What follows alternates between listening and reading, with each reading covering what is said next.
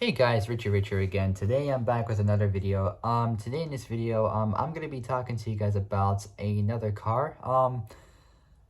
I'm currently uploading the Ferrari video right now, the SF90 Stradale. Um, so I literally just got started downloading that now. It's gonna take a while. So yeah, the 2019 Ferrari SF90 Stradale. So it's still uploading. Here it is. It's still uploading right now. Uh, whilst that is uploading, today I'm gonna talk to you guys about a different kind of car. Um, this car I've been wanting to do for such a long time, but I never got a chance of like having to talk about this car. And I've been wanting to do it for a while now. So today I'm going to be talking to you guys about one car that I think is pretty cool. So here it is. This is the bad boy I'm talking about. Now, you guys might think this is a McLaren F1, but you'd be wrong, actually. The car I'm talking about is called the Gordon Murray Automotive T.50. Now, this is a car that I've always wanted to talk about for such a long time. I've seen pictures of it. It looks fantastic. Pretty cool car. Um, so basically, I decided, hey, I'll talk about the car and we'll see how it goes. So it's gonna be pretty cool. So yeah, today I'm talking about the Gordon Murray Automotive T50 supercar. So, without any further ado, before we start, make sure you guys like this video, subscribe, comment below what you guys think, hit that notification bell, and hit all so you are alerted of when I make new uploads. And let's do it. So, the Gordon Murray Automotive T50. Here we go. The GMA T50, or Gordon Murray Automotive Gordon Murray Automotive T50 is a sports car manufactured by Gordon Murray Automotive, designed by Gordon Murray himself, who is a South African British designer of Formula One racing cars from Brabham and McLaren, and the McLaren F1 high performance road car. Founder and CEO of Gordon Murray Design and the Gordon Murray Automotive, he has subsequently designed and built a number of sports cars and a variety of other automotive vehicles. So designed by Gordon Murray and inspired by the McLaren F1, say McLaren F1, the T50 is powered by an all-new bespoke 4-liter naturally aspirated V12 engine developed by Cosworth. The engine is rated at 488 kilowatts, 663 PS, 654 horsepower at 11,500 RPM, which is 11,500 RPM, with a maximum torque of 344 pound-feet and 467 newton meters of torque at 9,000 RPM. Same red line as a 911 with GT3 and GT3 RS. Next up, we got, as usual, overview. Let's do it. Manufacturers by Gordon Murray Automotive, also called the GMA T50. Its production is from 2023, as expected, but it is coming to an end 2023 and the start of 2024. So yeah, production is at 2023. Assembly is in Dunsfold in Surrey in England. So yeah, England, Dunsfold, Surrey. At Gordon Murray Design Ltd. The designer is Gordon Murray. Body and chassis next. Let's do it. The class is a sports car. It's the S segment. The body style is a two-door coupe or coupe. The layout is rear mid-engine, rear-wheel drive. The doors are butterfly. It's related to the McLaren F1 and the Gordon Murray Automotive T33. Powertrain is next. The engine is a 4-liter 243.7 cubic inch naturally aspirated Cosworth GMA V12. Power output is for two versions. There's a standard and we got the Niki Lauda edition. We got so it has, for the standard one, it's 488 kilowatts, 663 PS, 654 horsepower, with 344 pound-feet, 467 newton meters of torque.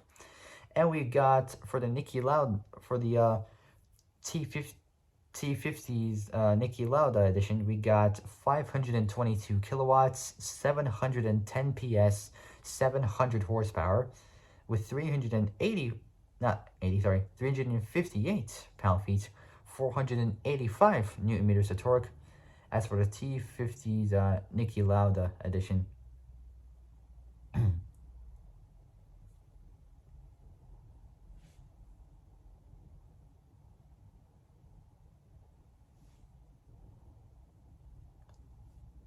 so for those who don't know who Niki Lauda is a non-executive chairman of Mercedes-AMG Petronas F1 team. So his full name is Andreas Nikolaus, or Niki Lauda, born February 22nd, 1949, died May 20th, 2019. May rest in peace. He was an Austrian Formula One driver and aviation entrepreneur. Aviation entrepreneur. He was a three-time F1 World Drivers' Champion, winning in 1975, 1974, and not 1974, sorry, 1975, 1977, and 1984, and is the only driver in Formula One history to have been champion for both Ferrari and McLaren, two of the sport's most successful constructors. So yeah, I got so 522 kilowatts, 710 PS, 700 horsepower, 358 pound-feet, 485 newton meters of torque. That's for the T.50's Niki Lauda edition. The transmission is a six-speed X-Track H-pattern manual. Dimensions is next. The wheelbase is 2,700 millimeters, 106.3 inches. The length is 4,352 millimeters, 171.3 inches. The width is 1,850, so 1,850 millimeters, 72.8 inches. So width is 1,850 millimeters, 72.8 inches. So for inches is 72.8 inches. The height is 1,164 millimeters, 1,164 millimeters, 45.8 inches. The curb weight is 2,190, so 2,174 pounds actually, so 2,174 pounds, which is 986 kilos. Say 986 kilograms, which is less than a ton. Some track cars like, the K-Trims, the KTMs, they weigh a lot less than that.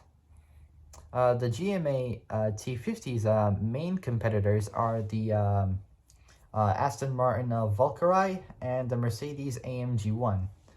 The T50 achieves a dry weight of 2,198 pounds, which is 997 kilos, making it lighter than the vast majority of vehicles in its class, with a naturally aspirated V12 weighing only 392 pounds, which is 178 kilos, and the chassis is 66 pounds, 30 kilos lighter than the McLaren F1.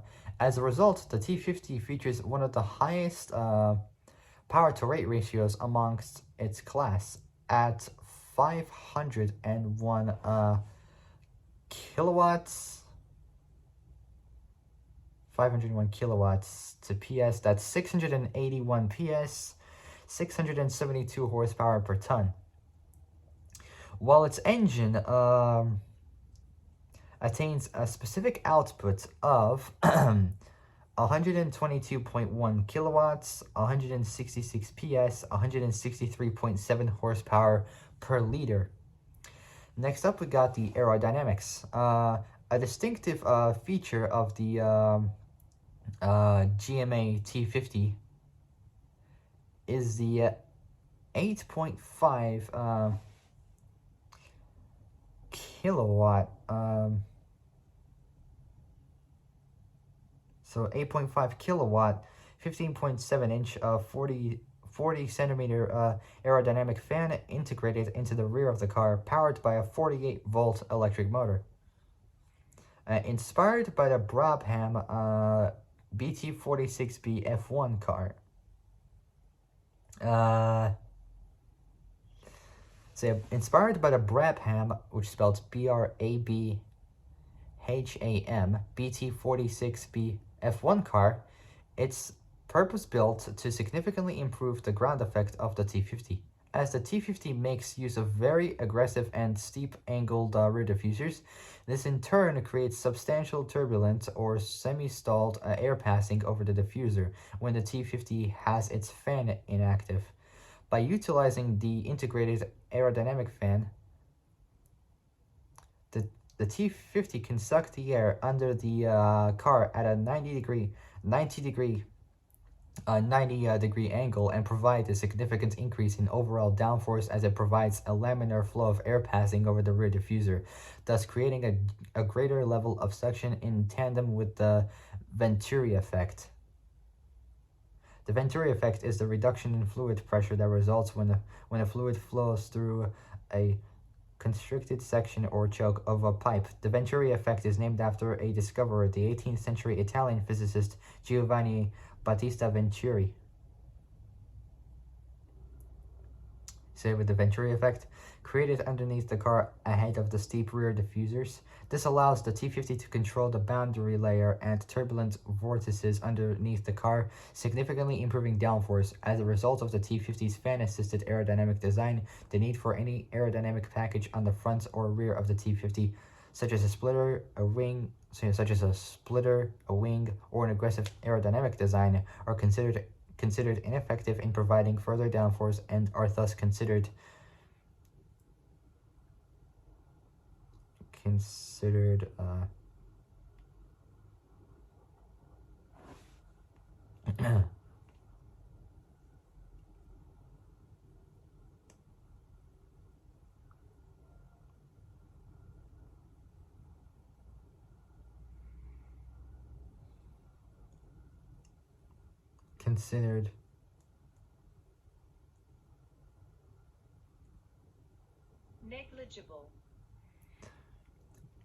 considered negligible, allowing a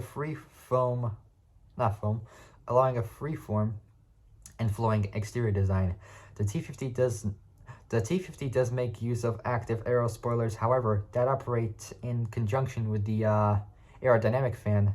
The active aero and fan functionality. So the active aero and fan. So both the active aero and fan functionality of the car is dependent on the driver's selected mode, which is provided in 6 presets made available in the interior of the car. The fan-assisted aero design allows for a 30% increase in downforce when a high downforce mode is selected, channeling air through the aero ducts perpendicular to the airflow underneath the car, providing a high suction ground effect. Furthermore, under braking, the T.50 provides 100% additional downforce by extending the active spoilers to a 45-degree angle. I think it's like that much, I think. Presumably, I don't know, like. So to a 45-degree angle of attack and utilizing diffuser ducts. The T.50 can also achieve reductions in drag by selecting the specialized mode presets of Streamline and VMAX modes, which is kind of the same kind of VMAX mode that they would use in like this 2017 Ford GT, presumably. VMAX modes allowing for a 12.5% reduction in overall drag. So they reduced the drag by 12.5%. Next up, we got comparisons to the McLaren F1. The car has been noted for its numerous similarities to the McLaren F1 produced between 1992 and 1998, which Gordon Murray conceptualized. I can't even pronounce that.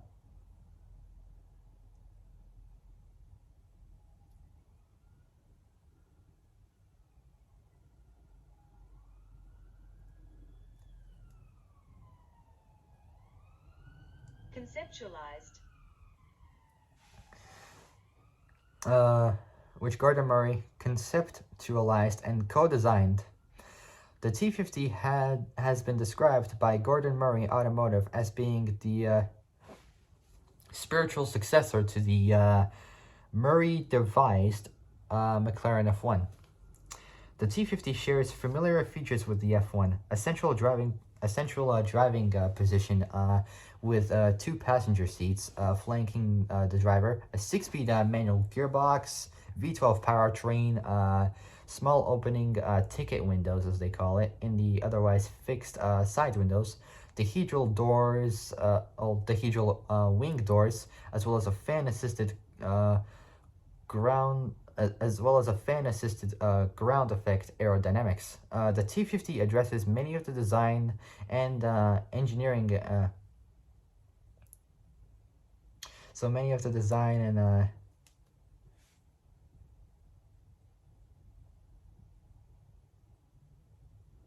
do you say this word? inadequacies, There we go. Many of the design and engineering inadequacies of the 90s supercar. Sorry, the supercar from the 1990s. So yeah, inadequacies of the 90s supercar. Many of those the results of period design practices and time and budget constraints. So constraints enforced by McLaren. As recorded by Murray, the spine is 50 millimeters too wide, the headlamps are like glowworms in a jar, the aircon was hopeless, the brakes squeak, the clutch needs adjusting every 5,000 miles, the fuel tank bag replacing every 5 years, loading luggage in the lockers was a pain. This all stuck in my head. This is what he said.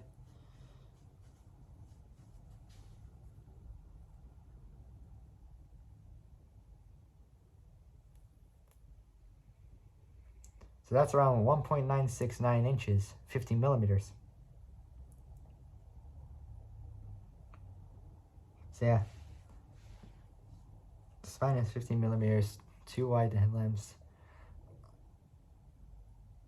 The headlamps are like glowworms in a jar. The aircon was hopeless. The brakes squeak. The clutch needs adjusting every 5,000 miles. The fuel tank bag replacing every 5 years. Loading luggage in the lockers was a pain. This all stuck in my head. Kind of weird, but that's how it was. Next up we got is production. It's not much on there anyway, but let's do it. And the same for performance and variance and so on and so forth. But let's try to do it. All right. Well, we're gonna do it, but let's try to do it in like less time. So here we go. Production. GMA plans to build 100 customer cars and its Surrey production site. Each car costs 2.36 million quid.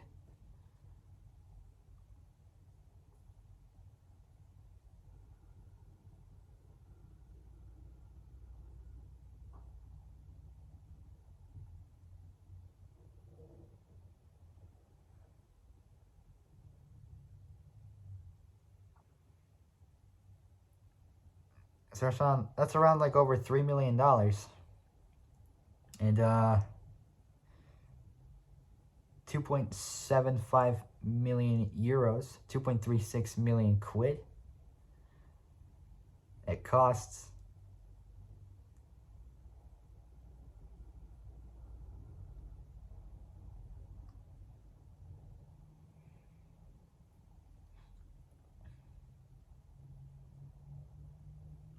So each car costs. So production GMA plans to build 100 customer cars at its Surrey production site. Each car costs 2.3. So it costs around over $3 million, which is 2.75 million euros, 2.36 million quid. Before local taxes and all of the planned 100 road spec units, so the road illegal road like road going versions, like the ones you can legally go on the street with. So road spec units were sold within 48 hours of its global premiere. As of August 2020, there are to be 13 GMA T.50 prototypes to pass crash, durability, and emission regulations. Next up, we got performance. The GMA T.50 has a 0 to 100 kilometer an hour, 0 to 60 mile an hour acceleration time of 2.8 seconds, and a top speed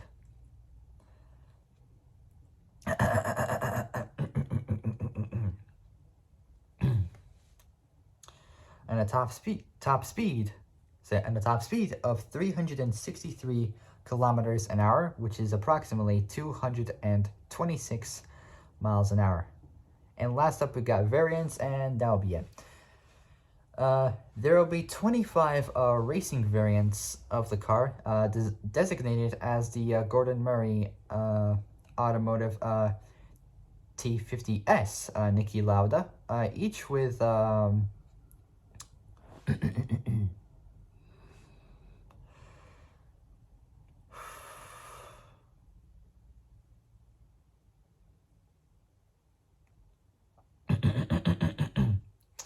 I feel like my throat is just like aching a little bit, but I'm fine. So yeah, variants. There will be 25 racing variants of the car, designated as the Gordon Murray Automotive T50S Niki Lauda, each with a price of $3.9 million, which is 3.6 million euros, 3.1 million quid. That's before taxes. It has reduced its weight. It's reduced its weight by 295 pounds, 134 kilos, giving the car a weight of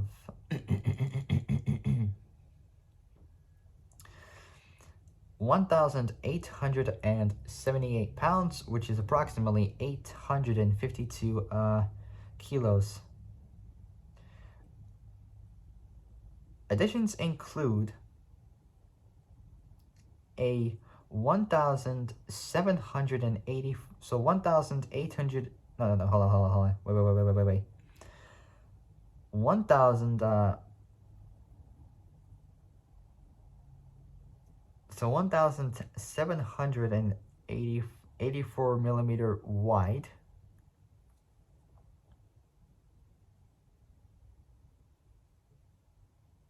So 1,784 millimeter wide.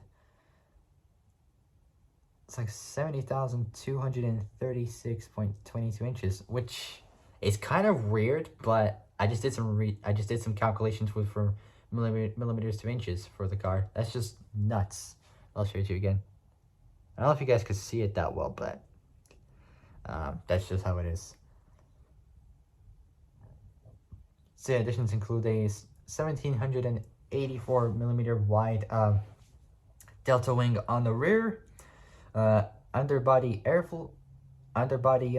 aerofoil, new front splitter, and adjustable diffusers, which give the car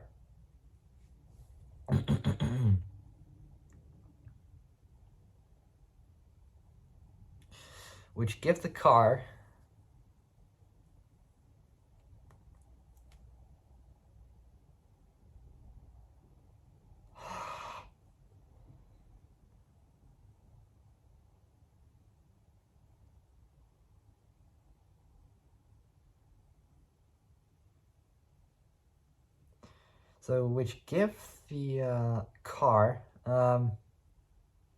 3,306 pounds, which is 1,500 kilos of downforce. The engine has its power boosted to beyond 514 kilowatts, 700 PS, 690 horsepower. The same power as a Lamborghini Aventador, but that Lambo costs like a lot, like less money, I think, or a bit more. I can't really remember, but it has, and it weighs a lot more, simply because of the size and how wide the car is.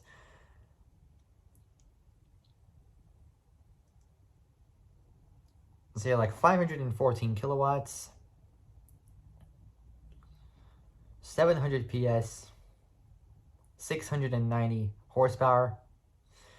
An aero fin is added, which extends from the roof, from the roof to the rear of the car, and the underbody diffuser ducts. So yeah, and the underbody diffuser ducts are fully open, with the fan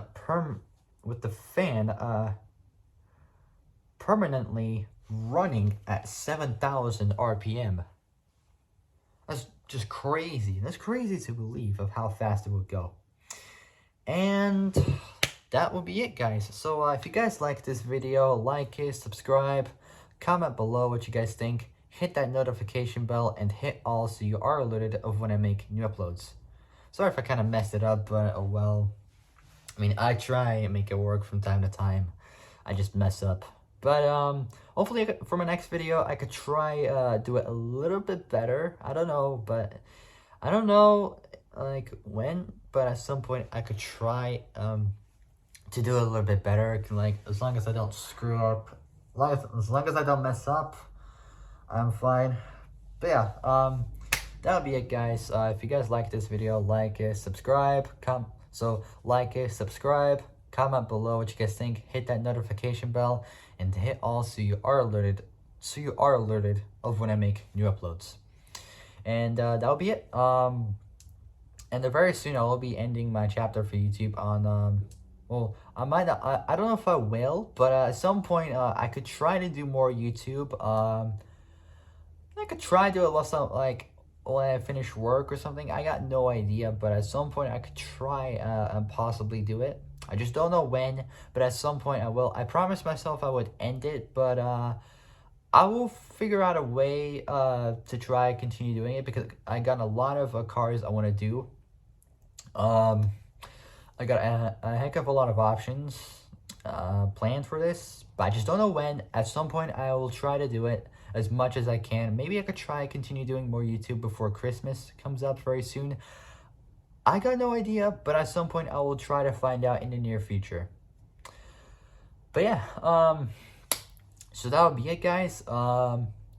So like the video, subscribe, comment below what you guys think, hit that notification bell, and hit all so you are alerted of when I make new uploads. And I gotta get going. I will see you guys soon in the next video. But until then, stay safe, have a fantastic day, and I wish you guys a very happy Christmas and a very happy New Year for 2024. And I'll see you guys soon in the next video. Take care, folks. Bye-bye.